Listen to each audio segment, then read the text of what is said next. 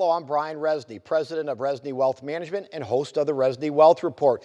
Great show for you this morning. Make sure you send us your questions to Brian Rezny at ReznyWealth.com. And as always, visit our website, ReznyWealth.com. And I always encourage every one of you, if you're having doubts about the advice you're receiving, if your advisor's doing a poor job and your retirement and returns are suffering, if you're not happy with the returns on your money, if you're looking for that second opinion because you've had doubts for a while, call my firm, schedule a consultation, feel good about your decisions and your portfolio again. Never wait. Never procrastinate getting that second opinion. It is vitally important that you, the investor, always put your interest, your financial interest, and your family security first over your advisor. Do not settle for bad advice from Wall Street, the bank salesperson, or the annuity charlatans of the world, as I call them. Your retirement security is far too important. Do what's right for you. You should always come first. Always only work with a fee-only fiduciary money management firm like Rezny Wealth Management. 6 investment pitfalls that you must avoid at all costs. I'm going to talk about these today. These are 6 pitfalls that I find pop up often. So if you're working with a Wall Street firm or bank or somebody sold you annuities, listen up and take some notes because I will guarantee you these pitfalls are negatively impacting your retirement security and your portfolio returns. Investing is simple. You can just do some basic online research and do a basic asset allocation website and boom, you're done. No. Investing isn't as simple as buying a couple investments and setting it and forgetting it. That is not how it works. Think about this. Do you remember the year 2000 when the market dropped over 50%? Was it simple? Did you get out of the market? Did you have a risk management strategy? What about 2008? Remember when it dropped over 50% again? Recessions come and go. Investing is not as simple as picking a couple investments that somebody talked about and just plopping your money down on the table and letting it ride. Too many investors, the majority, are hurt financially from bad returns because of that. I often will have people that will call my office looking for that second opinion, and a lot of them ultimately hire our firm to manage their money properly and without the conflicts of Wall Street. You have to ask yourself this: what is that bad advice costing you, or what is it costing you by not following disciplined strategy, when to buy, what to buy, and ultimately, should you sell something that's no longer appropriate for your portfolio? Low-cost investing equals success. Not true. You can buy a lot of low-cost investments. It doesn't mean they're good investments, nor does it mean you should pay a whole bunch of money for investing products that you maybe don't see the cost structure. I'll give you an example. I will often have people that will call my TV or radio show and say, Brian, I was sold a bunch of annuities by my advisor. I always explain, your advisor is not an advisor. He's a salesman working under suitability, and he doesn't have to put your best interest legally first. You are definitely at the back of the line when you're sold an annuity. Number 2, that annuity is not low cost, but they'll tell me I didn't pay any commission. It's not the commission that you're paying you see, it's what you don't see the annual expense ratio is. So while some things may appear to be low cost or free, they are really not. There's back-end cost, there's annual cost, and all those costs add up to basically rob your returns, which ultimately sacrifices your retirement security, and you are put second to your advisor. That should never happen. Stock market plunges are brief and make up the losses in a reasonable period of time, so hang on. That's typically what your broker will tell you. Hang on, things will come back. Stock market plunges, while you don't want to sell every stock market plunge, the big key is recessions. And I try to talk about recessions on every single show. I try to educate you, the investor, so you can make better decisions, which gives you better retirement security. What you need to do is, if you have a risk management strategy, and it's really around recessions, there are times you want to hedge or reduce your stock market or risk assets in your portfolio when the economy is overheated and starting to roll over, like in the year 2000 recession or in 2008. Did you or your advisor have a risk management strategy then, or did you ride it all the way down? Chances are a lot of you, probably 70, 80, 90% of you, wrote it down and you were told exactly that. Hang on, things will come back. Wrong. There's times you want to reduce risk when the economy is overheated and clear signs are signaling it's time to get more cautious. Even if the stock market falls hard, bonds, the other go-to asset, capital preservation, will rise and make up the plan in the overall financial plan. Again, this is false. Bonds don't always necessarily go up if the stock market goes down. Let me explain. I think bonds today are much different than bonds were 10 years ago or 20 years ago. Interest rates used to be at 10 and 12%. They've come down to around 2.5% on the 10-year Treasury. Bonds can no longer provide the kind of return interest rate that they used to over the last decade or two, and because rates are so low on bonds in general, they're not going to give you the buffer that you once had in your portfolio. So even though I'm not saying that bonds won't give you some degree of support, they're not going to give you the support that people were once used to, and ultimately what you're going to find in your portfolio is in the next recession, you may have a really hard landing and you should have had risk management and hedged your overall portfolio.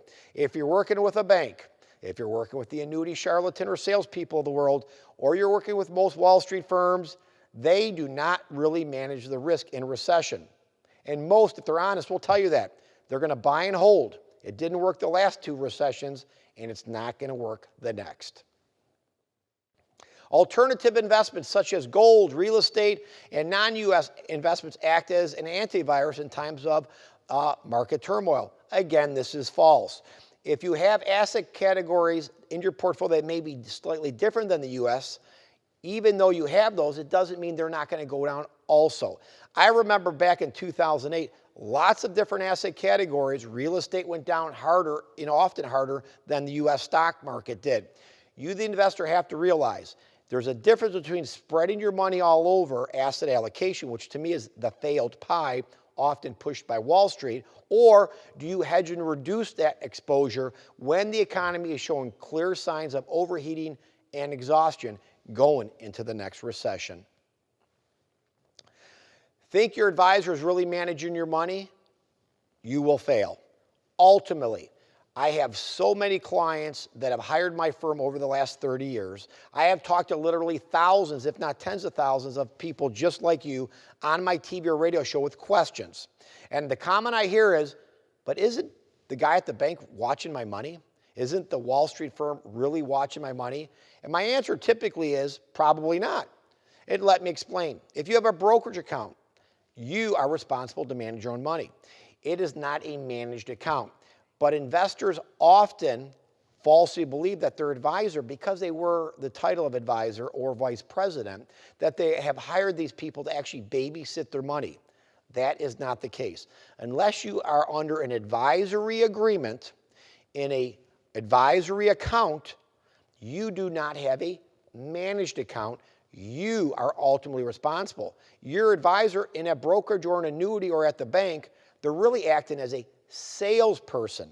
Now, while they may call you with the warm and fuzzy phone call every quarter, more of the relationship call, they're not actually researching investments all day and managing your money.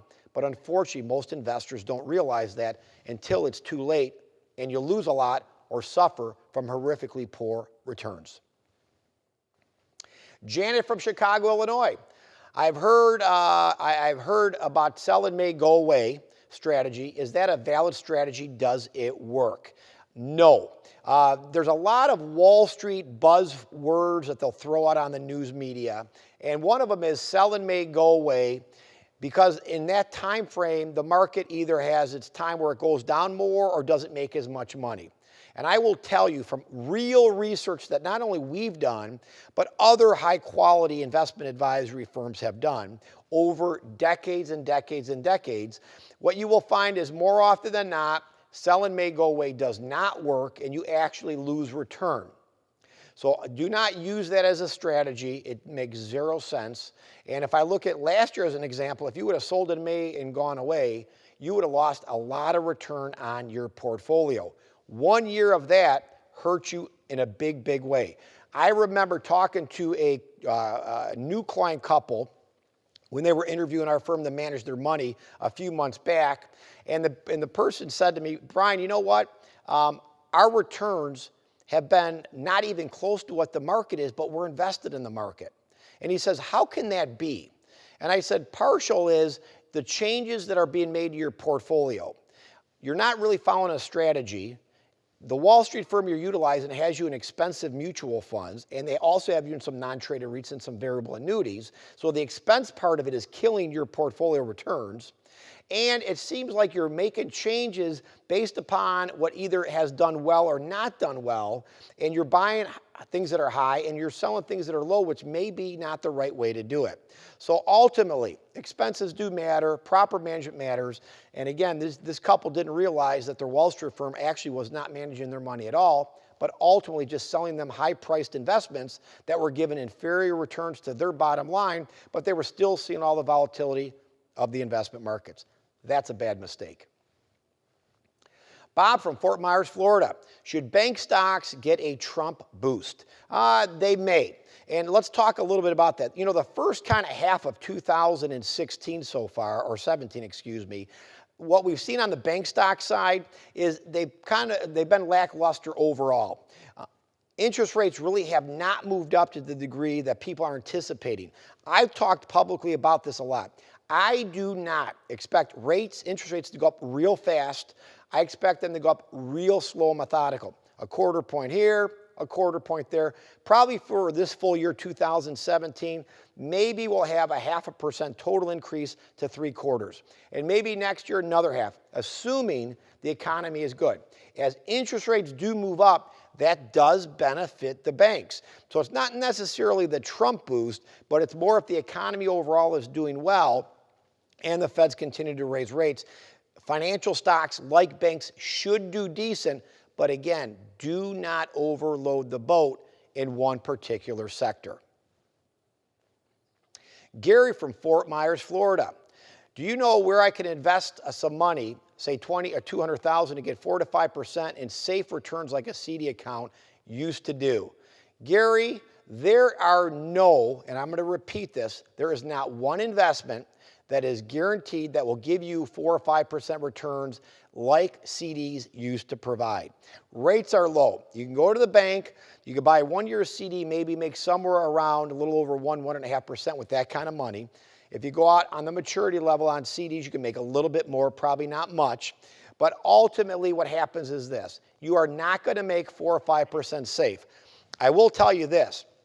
We have had a lot of calls on my TV and radio shows over the last couple, 2-3 years. People, similar question. I heard that if I buy this annuity, they pay 7 or 8%, and I tell people that's a blatant lie. There's a lot of lies being propagated out there and sold to you, the unsuspecting investor. And annuity salespeople seem to be pushing this. You need to be cautious. There's no investments that pay safe returns in that 4 to 5% category. The best you can do, 1.5% in a 1-year CD, and call it a day. What you ultimately need to do as an investor is manage your money properly, have a balanced portfolio that balances out the risk and volatility or growth that can keep you happy. Never invest in things that make you unhappy from volatility, because you won't stay invested long enough to make the returns you ultimately need. I'm going to take a quick break. Visit my website, reznywealth.com. Better yet, if you're tired of bad advice, if you feel your financial security should always come first over your advisor, call our firm for a consultation. It's time you put your family security first, the advice you receive first, over your advisor. I'll be right back after this short break.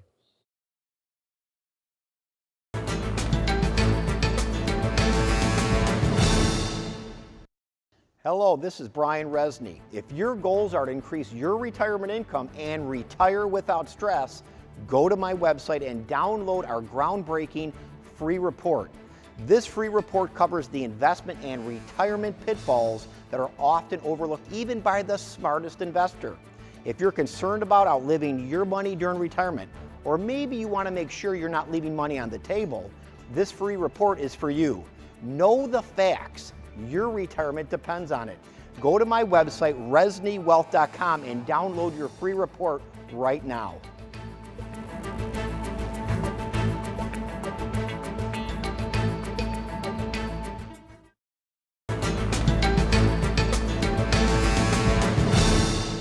Hello, and we're back, and I hope you're enjoying today's program. Make sure you go to our website, reznywealth.com, and make sure you call us for a consultation, second opinion, because your retirement security, again, should always come first over your advisor. Conflicts of interest, bad advice should never be part of the advice you receive. Always put your financial security first over your advisor. You know, this reminds me of a client that hired us a few months back, and it was an unfortunate scenario what this couple experienced over about a 20 or so year relationship with this particular investment firm. And basically what it was is I'm going to talk just a little bit about bad advice when it comes to variable annuities. This client couple, while they thought these annuities would give them safe income, they didn't realize how bad the overall expense ratio was going to hurt their portfolio. They had roughly about $1.2 million portfolio size, and they were invested in various annuities that were, by the way, changed every time those annuities came out of surrender penalty, and that's really to benefit the person selling the annuities for commission. I estimated over that 20-year time frame that they were sold various annuities, and the annuities that they were showing me in their interview process had annual expense ratio over 4% every year. Let me put that into context. If you have a $1.2 million portfolio and your expense ratio is 4% a year and your portfolio is making 5%, after expenses you're keeping 1%. The big concern that this couple had was our portfolio never seems to grow. When the markets dropped, our portfolio dropped as much as the market did. But when the market came back, we never came back the way the market did. And I said it's because of expenses. They did not realize that they were paying almost 4% every year on annual expense ratio. I said just by reducing your expense ratio easily to 1.5% from 4%, that's going to save you guys roughly $30,000 a year that goes into your pocket. Think about that, folks. Here's a retired couple with $1.2 million of investments in expensive variable annuities, and just by making a change out of the annuities into quality, low-cost investments, professionally managed, by just cutting that expense ratio an extra 2.5%, that's $30,000 a year that they get to put in their pocket. They can have a secure retirement. They can take care of their grandkids. They can travel more. They like that. The key is understanding what you're getting for what you're paying, and expenses do matter. Bill from Naples, Florida. My broker keeps suggesting a variable annuity for my IRA rollover. Bill, fire your advisor. Your advisor is a salesperson, plain and simple. He is working under what's called suitability, and he could care less about your financial interests because under suitability, Bill and his family security is second to the advisor and the firm. You would never put an annuity in an IRA, period, because your IRA is already tax qualified, nor would you ever want to buy any annuity unless you want to steal from your ultimate financial security, pay high expenses, insanely lock your money up, and often pay higher taxes when the money then comes out of the annuity. Do not be sold an annuity for your retirement because your security, in my opinion, will be jeopardized by high expenses that take away your real return, and you invest your money, Bill, for one reason, to make a return on your money. Why are you giving it to the insurance company and your salesman broker? He's not an advisor, and he certainly doesn't care about your financial security. That's pretty well known. Robert from Fort Myers, Florida. Do you use charts and are stocks overbought based upon technical indicators? Robert, that's an excellent question. At my firm, we do utilize charts as part of the investment management process. It gives us a picture, and you know the old saying, a picture, tells a thousand words. That is very true for charting, and charting gives you a good indicator what direction either the markets are going or a sector or an investment. We like charts. Your second part of that question is about overbought. Generally speaking, I would say no. Remember, overbought is usually a very short-term indicator. So you might get into the stock market today and the market rallies 4 or 5% in the next couple weeks. Generally, you'll get an overbought indicator because you had a lot of upside in a very short period of time. And that usually then settles down, and that usually when that settle down happens is a great time to add more money. Over the short term, the market has lots of periods through any calendar year of overbought, but it's a great way as an entry point when that overbought comes down a notch.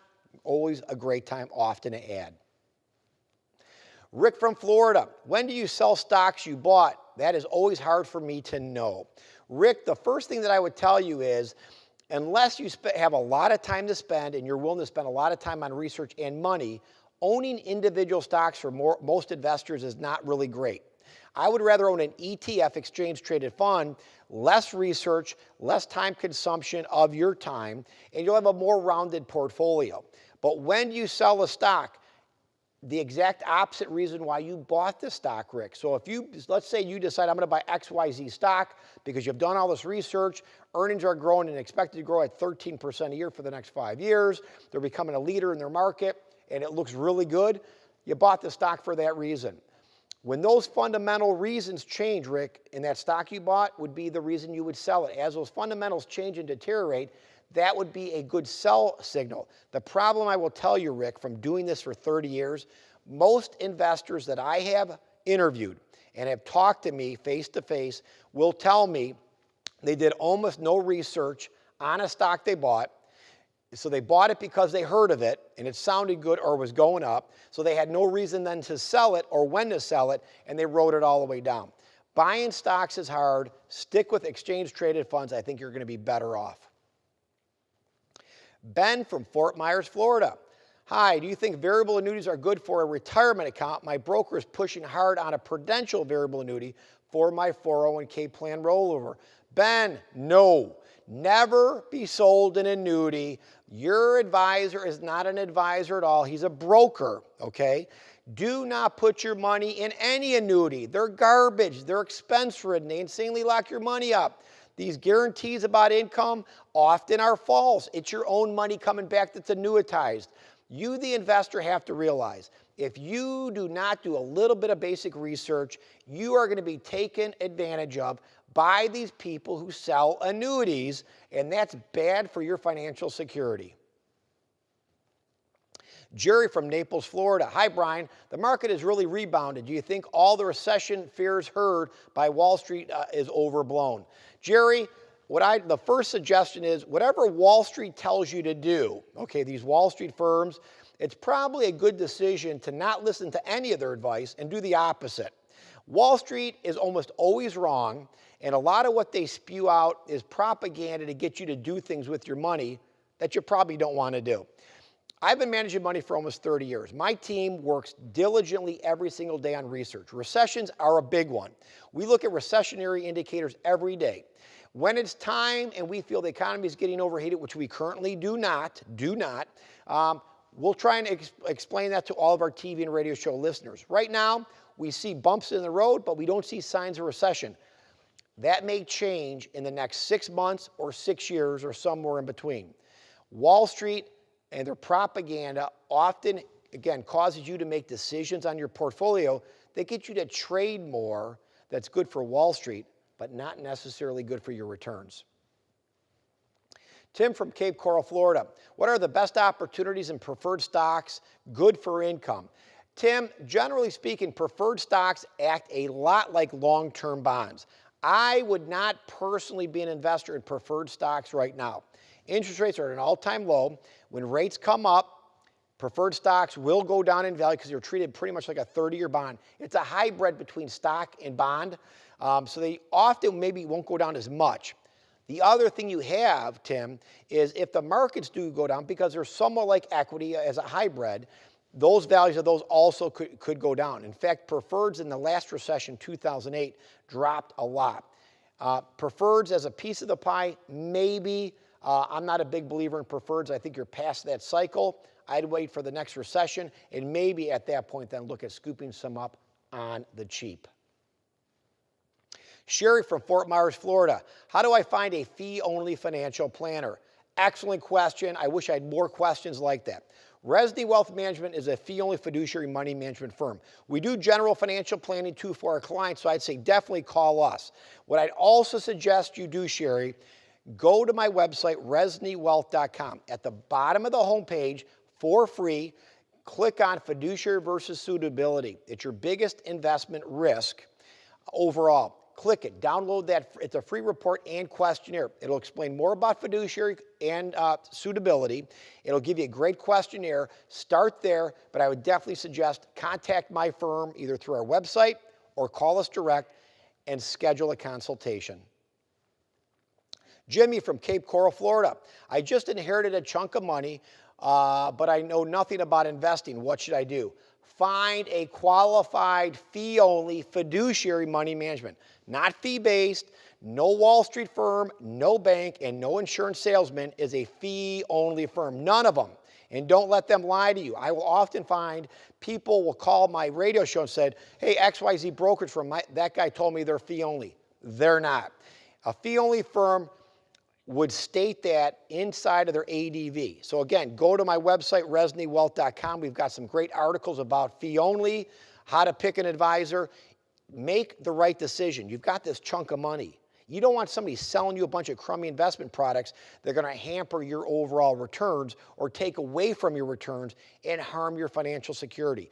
Too often, it's who you hire that's going to make the big impact, whether you have a chance to do well or they take you down into the woodshed. Get the proper advice. Fee-only fiduciary, money management, and make sure they're signing off as a fee-only firm. That questionnaire and report I talked about earlier is an excellent resource for you, the investor, to read and utilize in that overall process. As an investor, you've got many choices to make when it comes around investing. When you are ready for your financial interest to come first over your advisor, why would you settle for bad advice that harms your financial security, your family, and your wealth? I always ask why. And often the reason is people don't know where to go to get quality advice. Remember, fee-only fiduciary. My advice, when you are ready for your financial interest, to always come first over your advisor. Let's talk, let's review, let's put your financial security first. You should always come first, never second. Call us today. Schedule a consultation. Make sure you do visit our website, reznywealth.com. Send me some questions for next week's show. And always have a profitable day, but always put your interests first over your advisor. I'll see you next week.